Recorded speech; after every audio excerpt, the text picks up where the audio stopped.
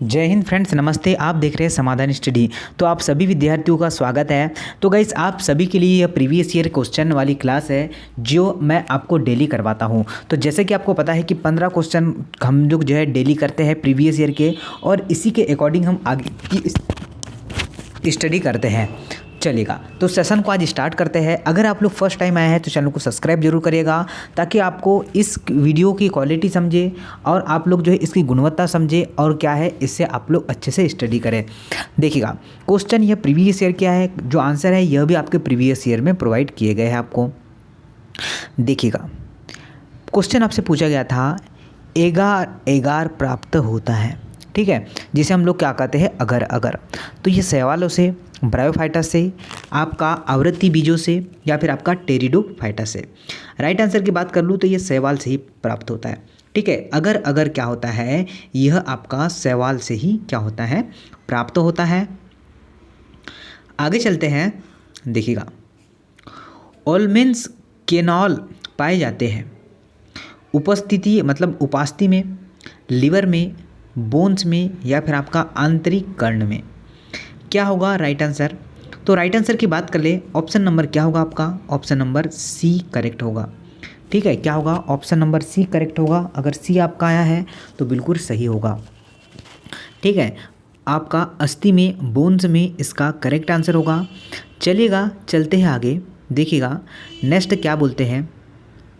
देखिएगा, नेक्स्ट आपसे पूछा है कि भारत में हरित क्रांति के जनक कौन है, निम्न में से कौन है। तो हरित क्रांति के जनक के बारे में भी आपसे पूछ लिया था।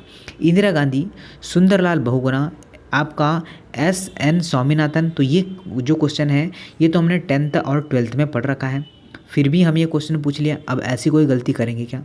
ठीक है, ऐसी कोई गलती दोबारा करेंगे क्या? आपका M.S. स्वामीनाथन इसका सही आंसर होगा। नीचे कमेंट्स बॉक्स में करना है कि इसका ईयर, सन कौन सा था इसका, यह मुझे नीचे कमेंट्स करके आपको बताना है। चलिएगा, देखते हैं आगे नेक्स्ट क्वेश्चन क्या है। तो नेक्स्ट क्वेश्चन है, निम्नलिखित में से किस में पुनर्द्विब की क्षमता सर्वाधिक होती है? अमीबा, ओबेलिया, प्लेनेरिया, या फिर आपका एस्केरिस। राइट आंसर की बात कर ली तो आपका प्लेनेरिया इसका करेक्ट आंसर होगा, ठीक है। सी इज़ अ राइट आंसर, तो यह आपको ध्यान रखना है, ठीक है। तो सी आपका सही था। चलिएगा, चलते हैं आगे। नेक्स्ट क्वेश्चन देखते हैं कि जलीय प्रदूषण में कौन सा कारक मुख्य है। क्या है? जलीय प्रदूषण में कौन सा कारक मुख्य है? धुआं, साबुन, या फिर आपका होगा औद्योगिक अपशिष्ट, या फिर आपका अमोनिया। राइट आंसर देख ले तो आपका औद्योगिक अपशिष्ट इसका करेक्ट आंसर होगा। क्या होगा? औद्योगिक अपशिष्ट। Right answer option number C होगा। यह आपको ध्यान रखना है और ध्यान रखना है। चलते हैं आगे। देखिएगा, नेक्स्ट क्वेश्चन करते हैं इसे। इको RI किसका एग्जाम्पल है, किसका उदाहरण है? देखिए, रेक्टिसन एंडोन्यूक्लियस के विशिष्ट स्थान। ऑप्शन नंबर बी है आपका एंडोन्यूक्लियस, या फिर आपका एक्सोन्यूक्लियस, या फिर आपका RNA पॉलीमरेज। राइट आंसर की बात कर ले तो आपका होगा ऑप्शन नंबर जो होगा एंडोन्यूक्लिक पेज। तो आपका क्या होगा?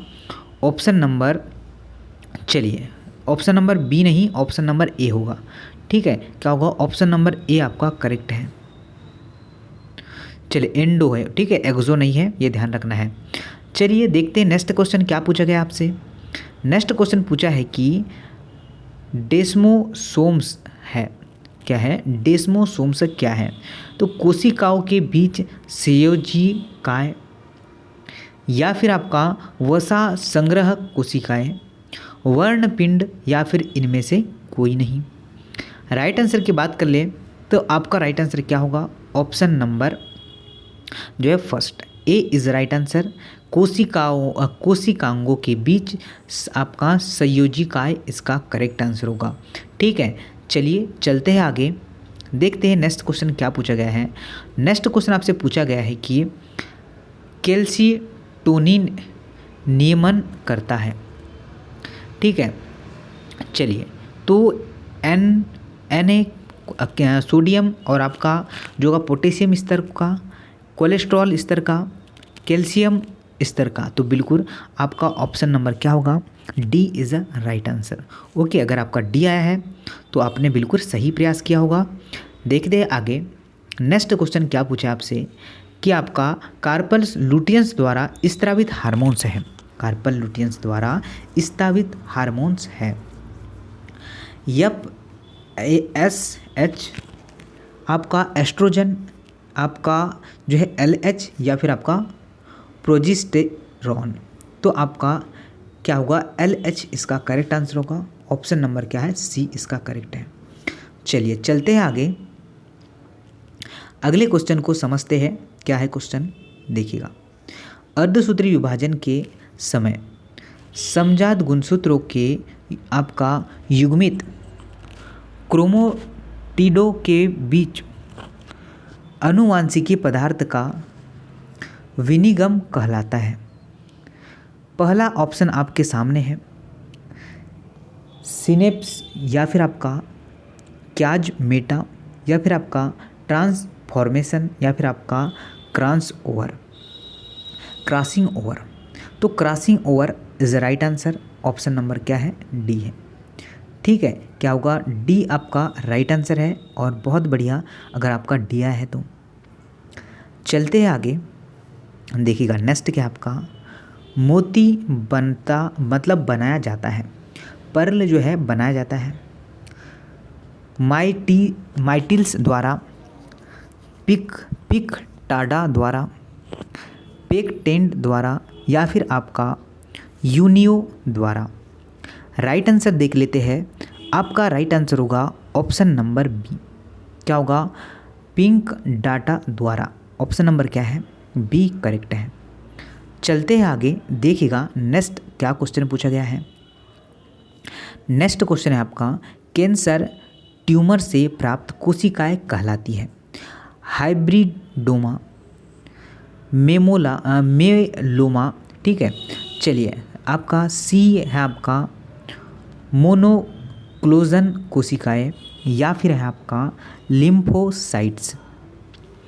देखिएगा आपका राइट आंसर क्या होगा, ऑप्शन नंबर बी। क्या होगा, ऑप्शन नंबर बी करेक्ट है। ये आपको ध्यान रखना है कि myeloma is the right answer, यह आपको ध्यान रखना है।